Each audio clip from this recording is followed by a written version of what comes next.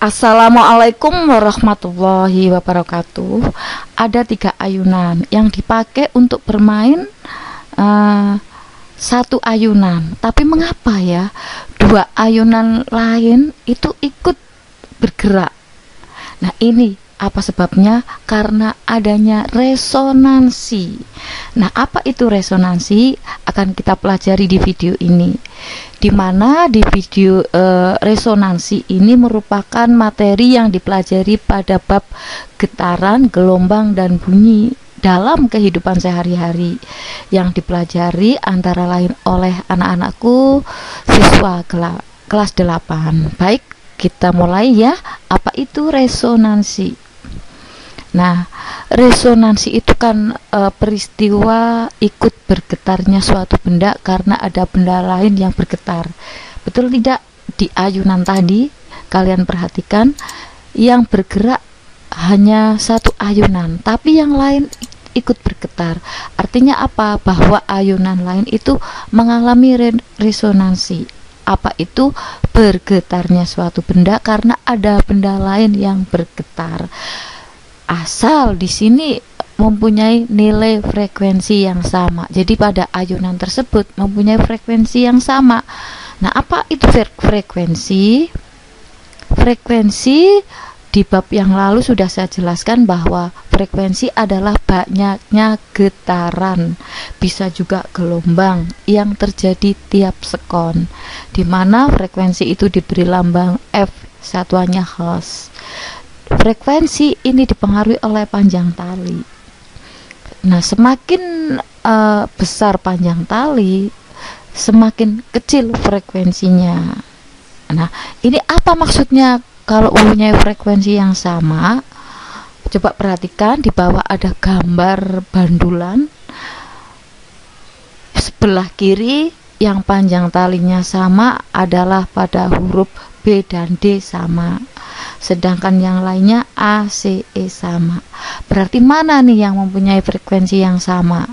B dengan D sama, A, C, E sama. Jadi kalau yang digetarkan A, mana yang bergetar? Mana yang ikut bergerak? Pasti C dan A. Sebaliknya, kalau C yang digerakkan, mana yang ikut bergetar? A dan E, ya. Nah, B dengan D tidak ikut bergetar karena nilai frekuensinya tidak sama. Bisa dilihat dari panjang talinya. Begitu ya. Nah, sekarang coba perhatikan bandulan sebelah kanan. Kalian lihat mana yang mempunyai frekuensi sama di antara 1, 2, 3, 4, 5. 1 tidak ada yang menyamai. 2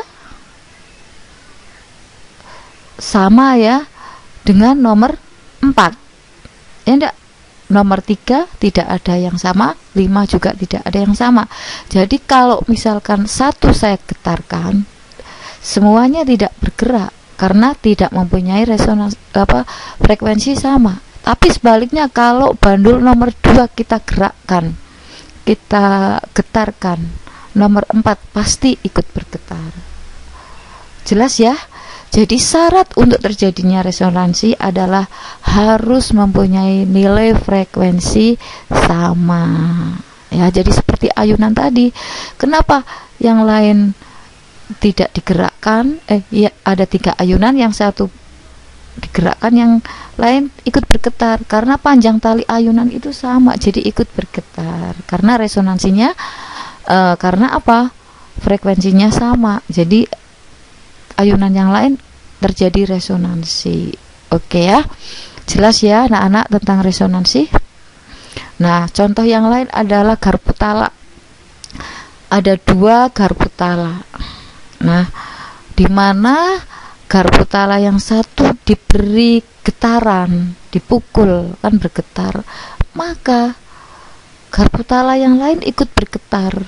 Ambil suatu contoh, itu ada diberi bandulan, balundanya bergerak ya. Itu karena ada resonansi, mendapat getaran dari apa? Bandulan garpu tala yang lain. Berikutnya yang di bawah itu ya. Jadi karena apa? rambatan dari Garbutala yang satu, ya. Yang lain juga ikut bergetar itu. Oke. Jadi bergetarnya benda karena ada benda lain ikut bergetar, itu yang disebut resonansi. Jelas ya anak-anak? Jadi saya ulang, ini terjadi getaran karena ingat mempunyai frekuensi sama. Oke. Nah sekarang contoh pada beduk, juga pada gitar, ya. Nah ini bagaimana? Ada nggak resonansi?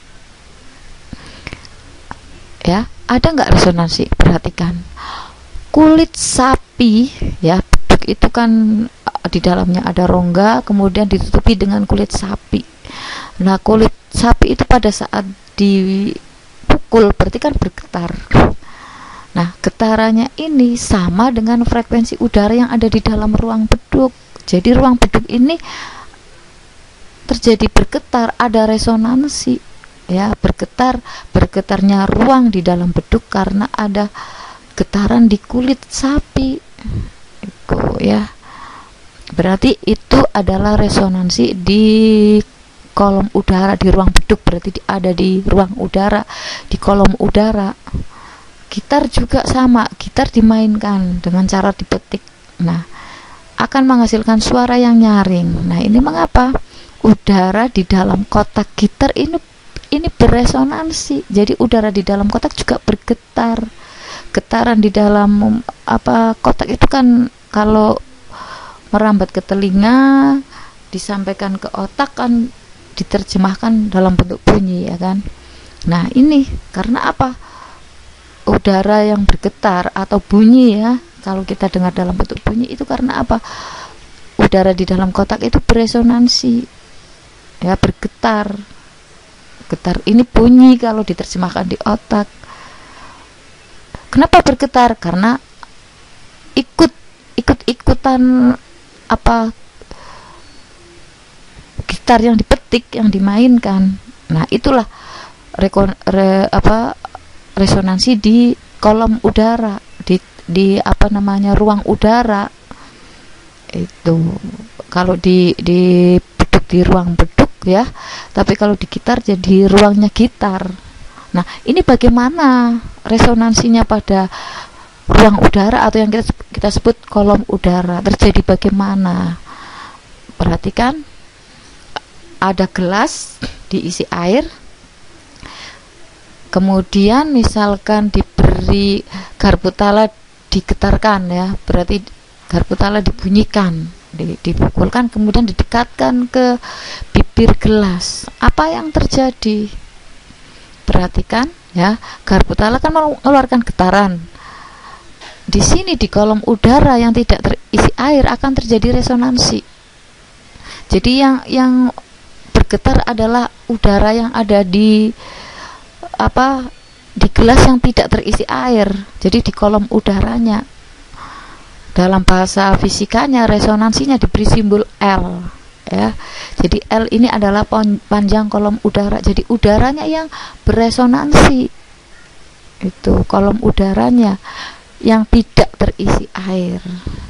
Itu. Nah, air yang terisi di sebuah tempat itu kan tergantung dari besarnya volume. Nah, ini bagaimana resonansinya? Ya. Jadi ada pertanyaan tadi, Garbutala dibunyikan di atas kolom, dibunyikan di atas kolom udara, maksudnya di bibir ini, ya. Ini di kolom udara. Apakah terjadi resonansi? Jelas terjadi, asal ada kolom udara. Nah, bagaimana ini kalau misalkan suatu tempat airnya, volumenya air itu beda-beda? Apakah getaran yang dihasilkan, resonansi yang dihasilkan itu sama? Kita perhatikan, ada percobaan, ya. Ini kita sebut sebagai tahapan resonansi. Gelas yang pertama berisi air hampir penuh, ya. Gelas yang kedua agak berkurang, gelas yang ketiga sangat berkurang, ya. Dimana kalau misalkan masing-masing didekati garpu tala yang sudah digetarkan, yang sudah digerakkan. Jadi garpu tala yang sudah dipukul-pukul berarti kan bergetar ya. Jadi ada di sini ada lambda kan. Maka apabila didekatkan pada bibir gelas, nah maka di apa namanya, kolom udara juga ada getaran ya, ada lambda. Nah, ada lambda, ada panjang gelombang di sini. Nah, perhatikan, kalau kalian coba ya, bisa kalian coba di rumah menyediakan 3 gelas, yang satu diisi air hampir penuh, boleh penuh, kemudian yang kedua misalkan atau mengikuti gambar ya, hampir penuh, yang gelas kedua setengahnya, yang gelas ketiga seperempatnya itu ya. Jadi yang satunya kamu ambil gelas lagi penuh gitu ya. Jadi ada 4 gelas kalau kalian praktekkan. Kemudian boleh sendok, boleh kalau punya garpu tala atau benda lain, kamu pukulkan, kamu dekatkan dengan bibir apa namanya, gelas yang terisi air. Pastikan ya, dengarkan, yang terisi air penuh, tidak ada getaran, jadi tidak ada bunyi. Tapi kalau yang ada rongga udaranya, ada panjang kolom udaranya, maka akan ada bunyi. Nah, semakin panjang kolom udara semakin besar, itu bunyinya semakin nyaring. Jadi bisa diambil kesimpulan ya, semakin kecil panjang kolom udara ya, maka gelombang bunyi yang dihasilkan semakin kecil gitu. Tapi semakin besar panjang kolom udara, maka gelombang bunyi yang dihasilkan semakin besar. Jadi gelombang bunyi berbanding lurus dengan nilai kolom udara. Tapi kalau dilihat dari volume air, semakin besar volume air di dalam gelas ya, jadi semakin hampir penuh ya, maka gelombang bunyi yang dihasilkan semakin kecil. Tapi sebaliknya, semakin kecil volume air di dalam gelas, airnya yang di dalam gelas sedikit, maka gelombang bunyi yang dihasilkan semakin besar. Itu bisa kalian coba di rumah. Nah, jadi kalau secara matematis ditulis seperti ini. Tahapan yang pertama, L1 panjang gelombang 1 itu punya rumus 1/4 kali lambda. Panjang gelombang kedua, tahapan L kedua ya, panjang gelombang kedua 3/4. Nah, ini ada kali lambda, ini disebut resonansi kedua. Sedangkan L ketiga 5/4 kali lambda, ini resonansi ketiga, atau secara umum seperti ini ya. Jadi misalkan resonansi keberapa nih, N ya, maka Ln, maka bisa dicari dengan rumus 2 kali N dikurangi 1/4 kali lambda. Misalkan kalau resonansi 1 berarti N nya 1, 2 kali 1 2 dikurangi 1 4, berarti resonansi pertama adalah 1/4 lambda. Begitu dan seterusnya. Ambil satu contoh, misalkan kita ambil yang terbesar 3 ya. 3 berarti resonansi yang ketiga berarti 2 kali 3 6 ya.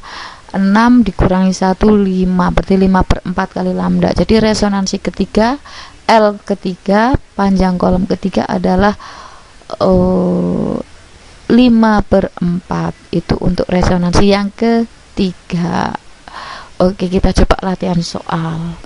Sebuah sumber bunyi merambat dengan cepat rambat bunyi di udara 300 meter per sekon dan dengan frekuensi, salah ketik itu ya, dan dengan frekuensi 50 Hz. Tentukan panjang kolom udaranya jika terjadi resonansi ke-1, ke-2, ke-3 dan seterusnya. Diketahui melalui gambar, misalkan ini ya. Jadi sumber bunyi merambat ya dari garpu tala yang dipukul ya, misalkan punya cepat rambat 300 meter per sekon dan frekuensinya 50 Hz. Yang ditanya adalah panjang kolom udara. Panjang kolom itu rumusnya secara umum kan Ln sama dengan 2N min 1/4 lambda. Jadi kalau resonansi ke 1, maka kalau ke 1 berarti kan L1, ya kan, rumus resonansi 1 berarti kan L1, N nya 1 ya, berarti 2 kali 1 2, 2 min 1 1/4, berarti resonansi 1 L1 sama dengan 1/4 kali lambda. Nah ini ya, L2 berarti N nya kan 2 kali 2 4 min 1 3, berarti 3/4 lambda.